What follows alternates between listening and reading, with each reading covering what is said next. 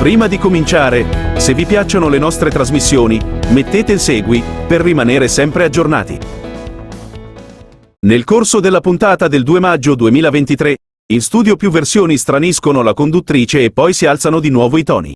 Maria De Filippi dà inizio a questa nuova puntata di Uomini e Donne con Gemma Galgani. Quest'ultima si sta conoscendo con Giuseppe, ma oggi decide di chiudere la conoscenza.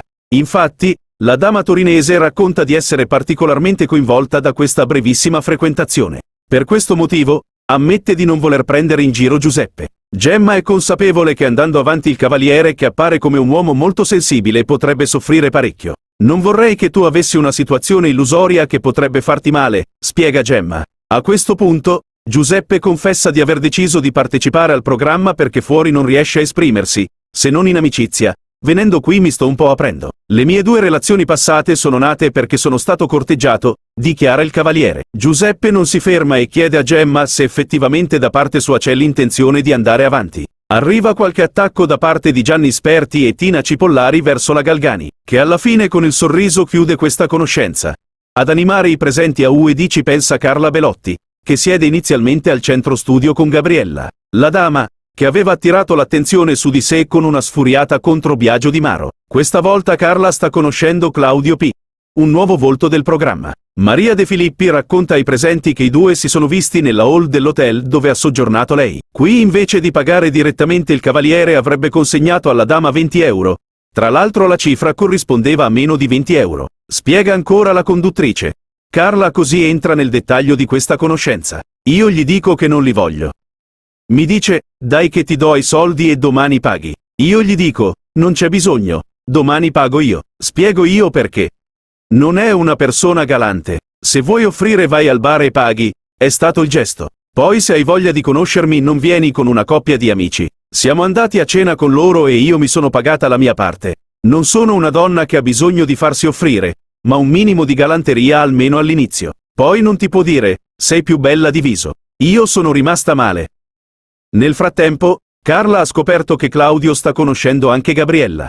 La dama è andata avanti con il racconto scagliandosi contro la sua collega. In particolare, ha accusato Gabriella di aver scritto un messaggio a Claudio mentre si trovava insieme a lei. A questo punto, entra il cavaliere, che rivela la sua versione dei fatti. Innanzitutto, Claudio spiega sulla questione dei 20 euro di averli consegnati a lei perché non c'era nessuno al bar e alla reception, in quanto era tardi. Detto ciò, il cavaliere ritiene che Carla si sia infastidita quando ha capito che sarebbe uscito anche con Gabriella. A detta sua, la dama mancherebbe di autostima, cosa che la farebbe reagire in questo modo in queste situazioni. Dopodiché, racconta di aver deciso di portare durante una cena la sua coppia di amici, perché ci teneva che la conoscessero. Hai continuato a rompere le scatole sul discorso Gabriella. A un certo momento non ce la facevano più, racconta Claudio. Intanto, esce fuori che Carla sente ancora Biagio Di Maro. Si va comunque avanti e Maria vuole sapere come stanno davvero le cose in questa conoscenza. Claudio ammette che fino a questo momento non aveva preferenze tra Carla e Gabriella. Crede che la prima non nutra stima nei suoi confronti. Lei, però, è convinta che Claudio non sia mai stato interessato davvero a lei. Ma la padrona di casa non capisce il motivo per cui lui avrebbe allora deciso di conoscerla. Infatti, va considerato che Carla è stata la prima dama a cui Claudio ha lasciato il numero. Non solo, il cavaliere ha sottolineato di aver chiamato nei giorni precedenti alla dama, al contrario di ciò che dichiara lei. Anche quella stessa mattina l'avrebbe chiamata, senza ricevere risposta.